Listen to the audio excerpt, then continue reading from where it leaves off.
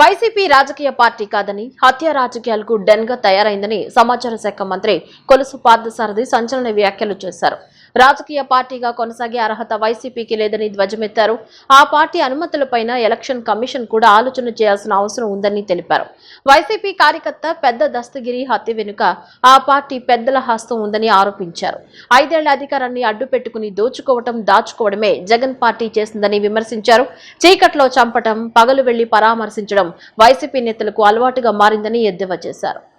ఆంధ్రప్రదేశ్ రాజకీయ నాయకులన్నా దేశ రాజకీయాల్లో దేశవ్యాప్తంగా ఒక మంచి పేరు, గౌరవం ఉంటూ ఉండేది.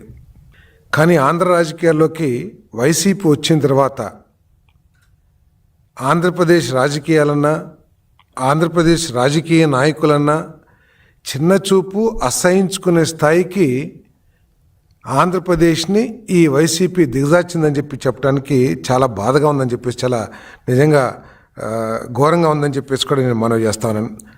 ఆస్తి కోసం, అధికారం కోసం వైసీపీ నాయకులు ఎంతకైనా దిగజారి విధ్వంసకర విధానాలు, భయాందోళనలు, హత్య రాజకీయాలనే 3 రెక్కల మీద ఈ పార్టీ మనుగడ సాగిస్తుందని చెప్పేసి కూడా నేను ఈ సందర్భంగా తెలియజేస్తామన్నా. నేను ఆస్తి కోసం, అధికారం కోసం వైసీపీ నాయకులు ఎంతకైనా దిగజారుతారని చెప్పేసి వైఎస్ వివేకానంద రెడ్డి గారి హత్య దగ్గర నుంచి ఈరోజు దస్తగిరి హత్య వరకు కూడా చాలా స్పష్టంగా అర్థమవుతుందని చెప్పేసి మనం చేస్తాను. ఒకటే మోడస్ ఆపరెండి.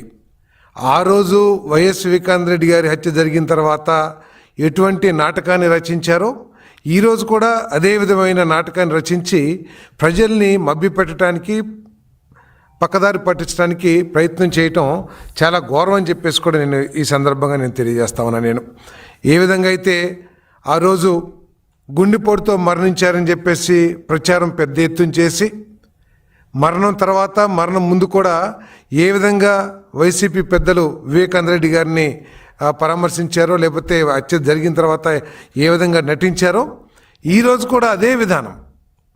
దస్తగిరి హత్య జరిగితే వీరికి తెలిసినట్లు, వీరికి సమాచారం ఉన్నట్లు, ఇదేదో గంజాయి బ్యాచ్ హత్యలాగా అని చెప్పేసి చిత్రీకరించడానికి ప్రయత్నం చేయటం, మరణించిన తర్వాత ఎవరైతే ప్రధాన నిందితులుగా పేర్కొనబడుతున్నారో ఇప్పుడు పత్రికల ద్వారా కానీ ప్రజల్లో కానీ, ఆ వ్యక్తులు వెళ్ళేసి మొసలి కన్నీరు కారుస్తారు ఆ శవం దగ్గర.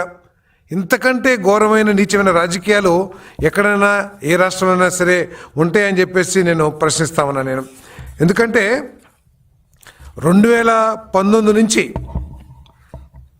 2024 వరకు అధికారాన్ని అడ్డుపెట్టుకుని వైసీపీ నేతలు ఏ విధంగా ఇటువంటి దస్తగిరి లాంటి వాళ్ళని అడ్డుపెట్టుకుని ఆస్తులు సంపాదించారో ఈరోజు దస్తగిరి ఇల్లు పోలీసులు రైడ్ చేసినప్పుడు అర్థమవుతుందని చెప్పేసి కూడా మనం చేస్తాను. విజయవాడ నగరపాలక సంస్థ పరిధిలో మే 1 నుంచి 30, 2026 వరకు నిర్వహించనున్న జనాభా లెక్కల కార్యక్రమాన్ని విజయవంతంగా చేపట్టేందుకు ఎన్యూమరేటర్లకు 3వ విడత శిక్షణ అందిస్తున్నామని chief census officer commissioner Dhyanachandra తెలిపారు. జనగణన ప్రక్రియ సక్రమంగా జరిగేలా నగరంలోని 3 సర్కిళ్లలో జోనల్ కమిషనర్ల ఆధ్వర్యంలో శిక్షణా కార్యక్రమాలు నిర్వహిస్తున్నామని చెప్పారు. ఎన్యూమరేటర్లు ప్రజల వద్దకు వెళ్లినప్పుడు అవసరమైన సమాచారం అందించేందుకు ప్రజలు సహకరించాలని కోరారు. అలాగే ఏప్రిల్ 16 నుంచి స్వీయ గణన ప్రారంభమైన నేపథ్యంలో ప్రజలు ఎన్యూమరేటర్ కోసం వేచి ఉండాల్సిన అవసరం లేకుండా తమ వివరాలను స్వయంగా నమోదు చేసుకునే సౌకర్యం కల్పించామని చెప్పారు. ప్రతి పౌరుడు స్వీయ గణనలో పాల్గొని ఎన్యూమరేటర్లు వచ్చినప్పుడు పూర్తి సహకారం అందించాలని విజ్ఞప్తి చేశారు. అందరికీ నమస్కారం. నేను విజయవాడ మున్సిపల్ కమిషనర్ మాట్లాడుతున్నాను. సెన్సస్ 2027 కింద సెల్ఫ్ ఎన్యూమరేషన్ ఎక్సైజ్ అనేది ఆల్రెడీ యాక్టివేట్ చేయడం జరిగింది. దానికి సంబంధించి 16వ తారీఖు నుంచి 30వ తారీఖు లోపల ప్రతి ఒక్క సిటిజన్ కూడా దీన్ని నమోదు చేయాల్సిన అవసరం ఉంది. ఇప్పుడే నేను కూడా సెల్ఫ్ ఎన్యూమరేషన్ చేయడం జరిగింది. చాలా చక్కగా, సింపుల్గా, దాదాపుగా ఒక 10-12 క్వశ్చన్స్ తప్ప ఏది కాంప్లికేటెడ్ క్వశ్చన్స్ లేవు. కాబట్టి ప్రతి ఇండివిజువల్ ఎవరి దగ్గర చిన్న ఫోన్ ఉంటే కూడా వాళ్ళు కూడా చేసుకోవచ్చు. అలాగే మన ఎన్యూమరేటర్స్ కూడా ప్రతి ఇంటింటికి వచ్చి అడిగినప్పుడు ఖచ్చితంగా సహకరించాల్సిన అవసరం ఉంది. ఇది చాలా ముఖ్యమైన ఎక్సైజ్. ఒక సోషల్ ఎకనామిక్ స్టేటస్ కూడా తెలియడానికి చాలా ముఖ్యమైన అంశం. ఇది సెల్ఫ్ ఎన్యూమరేషన్ చేస్తే మీకు ఒక సెల్ఫ్ ఎన్యూమరేషన్ ఐడి కూడా జనరేట్ అవుతుంది. మన ఎన్యూమరేటర్స్ ప్రతి ఇంటింటికి వచ్చినప్పుడు ఈ ఐడి కూడా మీరు చూపిస్తే చాలా వరకు నెక్స్ట్ వచ్చే ప్రోగ్రెస్ కూడా మనకి చాలా స్మూత్గా ఉంటుంది. కాబట్టి ప్రతి ఒక్క ఇండివిజువల్ కూడా ఈ డిజిటల్ టెక్నాలజీ ఉన్న ఎరాలో ప్రతి ఒక్కరి దగ్గర స్మార్ట్ ఫోన్ ఉంది, ల్యాప్టాప్స్ ఉన్నాయి, ప్రతి ఇంట్లో కూడా పిల్లలు చదువుకుంటున్నారు. కాబట్టి ఈ సెల్ఫ్ ఎన్యూమరేషన్ ఎక్సర్సైజ్ని ఇంట్రెస్ట్తో అందరూ చేసేస్తే ఖచ్చితంగా ఈ సెన్సస్ 2027 కార్యక్రమం అనేది చాలా సక్సెస్ఫుల్గా క్వాలిటీ డేటాతో కంప్లీట్ చేయడానికి విజయవాడ మున్సిపల్ కార్పొరేషన్ పరిధిలో ఉన్న అందరూ సిటిజన్స్ సపోర్ట్ చేసినట్టు అవుతుంది.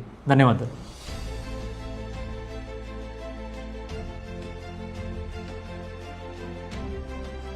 ఇంద్రకీలాద్రిపై వలసిన శ్రీ కనకదుర్గమ్మ సన్నిధిలో జగద్గురు ఆదిశంకరాచార్యుల వారి జయంతి ఉత్సవాలు అత్యంత వైభవంగా జరిగాయి.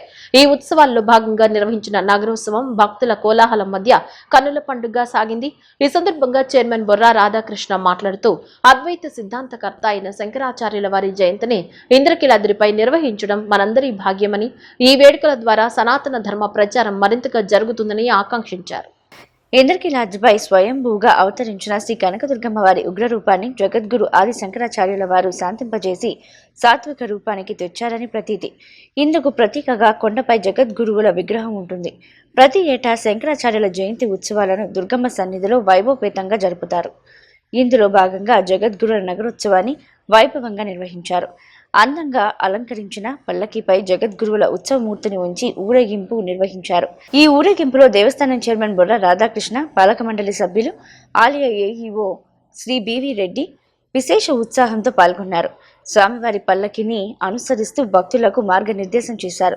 ఈ నగరోత్సవంలో చిన్నారులు ఆది శంకరాచార్యుల వారి వేషధారణలో ప్రధాన ఆకర్షణగా నిలిచారు. వారి రూపం భక్తులను మంత్రముగ్ధులను చేస్తూ జగద్గురుల బాల్య స్మృతులను గుర్తుకు తెచ్చింది. ఊరేగింపు పొడవునా భక్తులు నిర్వహించిన కోలాటాలు, సాంప్రదాయ నృత్య ప్రదర్శనలు ఆధ్యాత్మిక చైతన్యాన్ని నింపాయి. డప్పు వాయిద్యాలు, భజన కీర్తనలతో ఇంద్రకీలాద్రి పుర వీధులు మారుమోగాయి. వేద పండితులు మంత్రోచ్చరణలు చేస్తూ సాగుతుండగా వేలాది మంది భక్తులు ఈ శోభయాత్రలో పాల్గొని ఆది శంకరాచార్యుల వారి కృపకు పాత్రులయ్యారు. ఈ సందర్భంగా చైర్మన్ బొర్రా రాధాకృష్ణ మాట్లాడుతూ అద్వైత సిద్ధాంతకర్త అయిన శంకరాచార్యుల వారి జయంతిని ఇంద్రకీలాద్రిపై నిర్వహించడం మనందరి భాగ్యమని, ఈ వేడుకల ద్వారా సనాతన ధర్మ ప్రచారం మరింతగా జరుగుతుందని ఆకాంక్షించారు.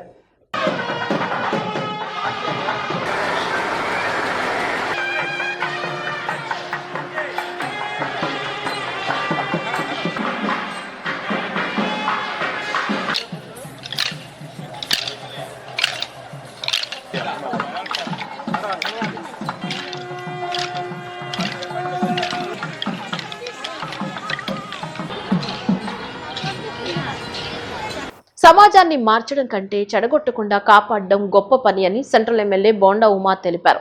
చిన్నప్పటి నుంచే పర్యావరణంపై అవగాహన అవసరమని, ప్లాస్టిక్ వినియోగం తగ్గించడం ప్రతి ఒక్కరి బాధ్యత అని ఆయన పేర్కొన్నారు. బిషప్ అజరియా స్కూల్లో వరల్డ్ ఎర్త్ డే సందర్భంగా కారుణ్య హెల్పింగ్ హ్యాండ్స్ ఫౌండేషన్ ఆధ్వర్యంలో విద్యార్థులతో అవగాహన ర్యాలీతో పాటు కాటన్ బ్యాగుల పంపిణీ కార్యక్రమం ఘనంగా నిర్వహించారు. ఈ కార్యక్రమానికి ముఖ్య అతిథిగా సెంట్రల్ ఎమ్మెల్యే బోండా ఉమా హాజరై విద్యార్థులతో కలిసి ర్యాలీని ప్రారంభించారు. ఈ సందర్భంగా ఆయన మాట్లాడుతూ పర్యావరణ పరిరక్షణ ప్రతి పౌరుడి కర్తవ్యమని, భవిష్యత్ తరాలకు స్వచ్ఛమైన ఆరోగ్యకరమైన వాతావరణాన్ని అందించాలంటే ఇప్పటి నుంచే ప్లాస్టిక్ వినియోగాన్ని తగ్గించాల్సిన అవసరం ఉందన్నారు. దేశవ్యాప్తంగా ప్లాస్టిక్ నిర్మూలన దిశగా ప్రధానమంత్రి నరేంద్ర మోదీ, రాష్ట్రంలో ముఖ్యమంత్రి నారా చంద్రబాబు నాయుడు పలు చర్యలు తీసుకుంటున్నారని, అయితే ఈ లక్ష్య సాధనలో ప్రజలు, వ్యాపారస్తులు కూడా సమానంగా బాధ్యత వహించాలన్నారు. సే నో టు ప్లాస్టిక్ నినాదంతో కారుణ్య హెల్పింగ్ హ్యాండ్స్ ఫౌండేషన్ చేపట్టిన ఈ కార్యక్రమం ఉద్యమ స్ఫూర్తితో కొనసాగుతుండడం అభినందనీయమన్నారు. పాఠశాలల స్థాయిలోనే విద్యార్థుల్లో చైతన్యం కల్పిస్తూ కాటన్ మరియు గన్నీ బ్యాగులను ఉచితంగా పంపిణీ చేయడం సమాజానికి ఆదర్శంగా నిలుస్తుందని చెప్పారు. భవిష్యత్తులో ఈ కార్యక్రమాన్ని ప్రతి ఇంటికి, ప్రతి పాఠశాలకు విస్తరించి సెంట్రల్ నియోజకవర్గాన్ని ప్లాస్టిక్ రహిత ప్రాంతంగా తీర్చిదిద్దే దిశగా కృషి సాగుతుందని తెలిపారు. ఈ కార్యక్రమంలో మాజీ corporator Nilibandla Balaswamy, Karunya helping hands foundation doctor Vijayaraj Gaddam, Lalitha Nagambika తదితరులు పాల్గొన్నారు. రాష్ట్రంలో కానీ దేశంలో కానీ పర్యావరణాన్ని కాపాడుకునే విధంగా బాల్యం నుంచే మనం పిల్లలకి చైతన్యవంతులు చేయటం అందరూ కూడా అవసరం. ఎందుకంటే వాళ్ళు విజయవాడ చూస్తున్నాం, గత ఎన్నో సంవత్సరాలు ఇక్కడ పుట్టాం, ఇక్కడ పెరిగాం, ఎండలు మండిపోతూ ఉన్నాయి. అలాగే ప్లాస్టిక్ రహిత భారతదేశం చేయాలని నరేంద్ర మోడీ గారు కానీ, ఇటు ఆంధ్రప్రదేశ్ ముఖ్యమంత్రి చంద్రబాబు నాయుడు గారు కానీ, అలాగే ఎన్జిఓ ఆర్గనైజేషన్స్ కానీ ఎంతో ప్రచారం కల్పిస్తూ ఉన్నాయి. దాన్ని అమలు చేయాల్సిన బాధ్యత ప్రజల మీద ఉంది, వ్యాపారస్తుల మీద కూడా ఉంది. వ్యాపారస్తులకి గవర్నమెంట్ నుంచి మరి ఏదైతే ప్లాస్టిక్ నిషేధిత బ్యాగులు అమ్ముతూ ఉన్నారో వాళ్ళ మీద ఫైన్లు కూడా పెట్టాం, అన్ని రకాలుగా కంట్రోల్ చేస్తూ ఉన్నాం. కానీ కొన్ని చోట్ల అది అమ్ముతూనే ఉన్నారు, కొన్ని చోట్ల కేసులు పెట్టి వాళ్ళ మీద యాక్షన్ కూడా తీసుకుంటూ ఉన్నాం. ఇటువంటి తరుణంలో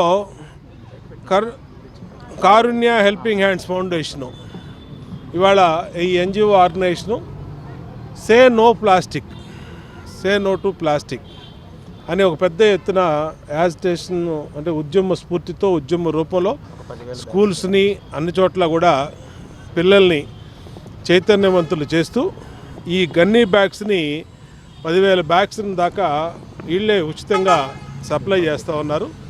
ఈ కారుణ్య హెల్పింగ్ హ్యాండ్స్ సంస్థని వాళ్ళ ప్రతినిధులు అభినందిస్తూ ఉన్నాం. ఒక మంచి కార్యక్రమాన్ని కారుణ్య హెల్పింగ్ హ్యాండ్స్ వారి ఆధ్వర్యంలో నిర్వహించడం జరిగింది. ప్లాస్టిక్ వాడకాలను నిషేధిద్దాం, జూట్ బ్యాగుల వాడకాన్ని అమలు చేద్దాం అనే నినాదంతో నో ప్లాస్టిక్ టు యూజ్ అనే ఒక మంచి కొటేషన్తో ఈరోజు కారుణ్య హెల్పింగ్ హ్యాండ్స్ వారి ఆధ్వర్యంలో మరి ఈ మంచి కార్యక్రమాన్ని వరల్డ్ ఎర్త్ డే సందర్భంగా ఈ కార్యక్రమాన్ని చేపట్టినటువంటి కారుణ్య హెల్పింగ్ హ్యాండ్స్ వాళ్ళకి ముందుగా హృదయపూర్వకంగా అభినందనలు తెలియజేసుకుంటూ మరి ప్లాస్టిక్ వల్ల వాడకాల వల్ల జరిగే వ్యర్థాలను మరి అలాగే దానివల్ల జరిగే అనర్థాలను వివరిస్తూ పబ్లిక్కి ఈరోజు మన శాసనసభ్యులు స్థానిక శాసనసభ్యులు బోండా ఉమేశ్వరరావు గారి చేతుల మీదుగా ఈరోజు మరి 10,000 జూట్ బ్యాగులు పబ్లిక్కి స్టూడెంట్స్కి పంచే కార్యక్రమాన్ని ప్రారంభించడం జరిగింది. ఈ కార్యక్రమంలో మరి బిషప్ అజరయ్య స్కూల్లో చిన్నారుల ఆధ్వర్యంలో ముందుగా ఈ 10,000 బ్యాగుల పంపిణీ కార్యక్రమాన్ని స్కూల్లో ముందుగా ప్రారంభించి తర్వాత ర్యాలీగా పబ్లిక్లోకి వెళ్ళి పబ్లిక్లకు కూడా మరి అందరూ కూడా వాళ్ళను కూడా మరి అవేర్నెస్ తీసుకొచ్చేందుకు పబ్లిక్లో ఈ కార్యక్రమం ఎంతగానో ఉపయోగపడుతుంది. దేశ ప్రగతికి గ్రామాలే పట్టుకొమ్మలని మైలవరం ఎమ్మెల్యే వసంత వెంకట కృష్ణ ప్రసాద్ పేర్కొన్నారు. గ్రామీణ ప్రాంతాల్లో మౌలిక వసతుల కల్పన అభివృద్ధికి కొలమానంగా నిలిచే చిహ్నాలని ఆయన వ్యాఖ్యానించారు. మైలవరంలో జనసాంద్రత ఎక్కువగా నివసించే ప్రాంతాల్లో సీసీ రోడ్లు నిర్మాణానికి తొలి ప్రాధాన్యత ఇస్తున్నట్లు ఆయన వెల్లడించారు. మైలవరంలోని భవానీ నగర్లో 33 లక్షల పంచాయతీరాజ్ నిధులతో నిర్మించిన సిమెంట్ రహదారులను ఎమ్మెల్యే వసంత కృష్ణ ప్రసాద్ ప్రారంభించారు.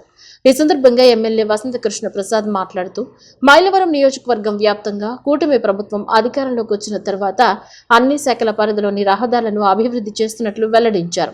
మైలవరంలో జనసాంద్రత ఎక్కువగా నివసించే ప్రాంతాల్లో సీసీ రోడ్లు నిర్మాణానికి తొలి ప్రాధాన్యత ఇస్తున్నట్లు వెల్లడించారు. గత వర్షాకాలంలో భవానీ నగర్ ప్రాంతంలో బురదలో నడిచేందుకు ఇక్కడ ప్రజలు ఇబ్బందులు పడ్డారని, వారికి ఇచ్చిన హామీ ప్రకారం 6 నెలల్లో ఇక్కడ సీసీ రోడ్డు నిర్మించినట్లు పేర్కొన్నారు. దేవుడు చెరువు, బాలయోగి నగర ప్రాంతాల్లో కూడా సిమెంట్ రహదారుల నిర్మాణం 100% పూర్తి చేశామన్నారు. సిమెంట్ రహదారులను వెంటనే నిర్మిస్తున్న గుత్తేదారు అప్పిరెడ్డిని ఘనంగా సత్కరించి అభినందించారు. పల్లె పండుగ 1, 2.0, R&B శాఖ, పంచాయతీరాజ్, జాతీయ రహదారుల విభాగంతో పాటు అన్ని రోడ్లు నూతన శోభను సంతరించుకుంటున్నాయన్నారు. ఒక పక్క ప్రజా సంక్షేమానికి పెద్దపీట వేస్తూ సీఎం చంద్రబాబు నాయుడు అభివృద్ధి అంటే ఏమిటో చూపిస్తున్నారన్నారు. ప్రధాని మోడీ ఆశీస్సులతో CM Chandrababu, deputy CM Pawan Kalyan, మంత్రి నారా లోకేష్ రాష్ట్ర సమగ్రాభివృద్ధికి కృషి చేస్తున్నారన్నారు. ఈ కార్యక్రమంలో మైలవరం నియోజకవర్గ జనసేన పార్టీ ఇన్ఛార్జ్ అక్కల రామ్మోహన్ రావు తదితరులు పాల్గొన్నారు. ఎక్కువగా ఉండే దేవుడి చెరువు లాంటి ప్రాంతాలు లేకపోతే బాలయోగి నగర్ లాంటి ప్రాంతాల్లో ఇప్పుడు దాకా ప్రాధాన్యత ఇచ్చే ఎక్కువ రోడ్లు, ఒక రకంగా చెప్పాలంటే బాలయోగి నగర్ లో దాదాపుగా రోడ్ల నిర్మాణం పూర్తి వచ్చింది. అదే కట్ట రోడ్లు కొద్దిగా ఉన్నాయి, చిన్న చిన్న అయిపోయింది. ఓకే, పూర్తి చేశారు. అయితే ఈ మొత్తం మైలవరం నియోజకవర్గంలో ఇన్ని గ్రామాలుంటే మైలవరానికే అత్యధిక ప్రాధాన్యత ఇచ్చి ఒక పక్క నుంచి మైలవరం అంతా రోడ్లు పూర్తి చేయాలనే లక్ష్యంతో ముందుకు నడుస్తా ఉన్నాం. ఈ రోడ్డు ఇప్పుడు వచ్చి నేను చూశాను, ఇక్కడ నుంచి యువతలకు 33 లక్షలు అయింది. ఎక్కడైతే సీసీ రోడ్డు ఆగిపోయి ఇప్పుడు ఈ అయిన రోడ్డు వరకు రోడ్డు ఉందో ఇది నెక్స్ట్ ప్రయారిటీగా పెట్టుకోండి నితీష్. రేపు నెక్స్ట్ నిధులు విడుదల చేసేటప్పుడు దీనికి అమ్మ రావణమ్మ గారు, మీరు ఇక్కడ నుంచి మొదలెట్టి ఆ సిమెంట్ రోడ్డు వరకు మధ్యలో మెటల్ రోడ్డు, గ్రావెల్ రోడ్డు ఉంది కదమ్మా, ఇది మీరు ఎమ్మటే ఎస్టిమేట్ చేయండి. ఇది అదే ఆక్స్ఫర్డ్ స్కూల్ మీదుగా మొత్తం కూడా ఫస్ట్ మీరు ఎస్టిమేషన్ అయితే రెడీ చేసుకోండి. డిఈ గారికి కూడా చెప్పండి అమ్మా. తప్పకుండా ఈ రోడ్లన్నీ కూడా అతి త్వరలో వీలున్నంత త్వరలో పూర్తి చేయడానికి ప్రయత్నిస్తామని చెప్పి ఈ ప్రాంత వాసులకు తెలియజేస్తూ అభివృద్ధి అనేది ఒక నిరంతర ప్రక్రియ, ఒక రోజుతో మొదలయ్యేది కాదు, ఒక రోజుతో పూర్తయ్యేది కాదు. ఎందుకంటే మనం కొన్ని వేస్తా ఉంటే మళ్ళీ కొన్ని శివారు ప్రాంతాలు పెరుగుతూ పోతా ఉంటాయి, మళ్ళీ వాటిని వేసుకుంటూ వెళ్ళాలి. కాకపోతే ఇప్పుడు మనం ప్రధానంగా ఎక్కువ జన సామర్థ్యం ఉన్నాయి, ఎప్పటి నుంచో నివాసాలు కట్టుకొని ఆగిపోయిన ప్రాంతాలపై దృష్టి పెడతా ఉన్నాం. ఈ ప్రాంతాల్లో కూడా చాలా అపార్ట్మెంట్లు, ఇంకా రోడ్డు రహదారి సౌకర్యం సరిలేక కొంతమంది ఇళ్ల నిర్మాణం చేసుకున్నట్టుగా కనపడతా ఉంది. బులెటిన్లో షార్ట్ బ్రేక్.